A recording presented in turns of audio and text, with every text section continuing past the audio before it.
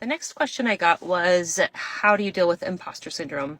And imposter syndrome is interesting because it's something that nearly everyone experiences, and it's also something that we do to ourselves. It's not necessarily coming from external forces.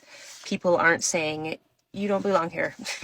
You're saying it to yourself. So there's a couple different ways that I deal with this and that I would suggest for other people to deal with this.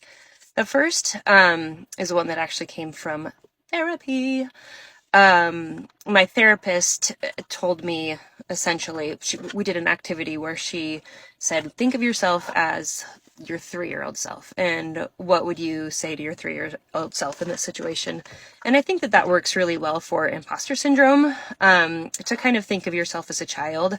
What would you say to your younger self in the situation? Would you say, you don't deserve this, you shouldn't be here, you're not good enough for this, whatever imposter syndrome is telling you? No, you wouldn't say that. You would say, go for it, this is great, you have value, you have dreams, you have talent, you have a voice to add to the conversation. And so I think if you're feeling that, just to remember to be kind to yourself and remember that you do belong here, or you do belong in the space that you create for yourself or the opportunities that you have. There are no rules about who belongs and who doesn't. And this is particularly true in writing. When it comes to writing, everybody's voice is important. And we need diverse voices, and that can be in everything in every industry. So if you have something to say, or you have something that you want to add to the conversation, don't tell yourself that you don't, or that you don't belong there, because you do.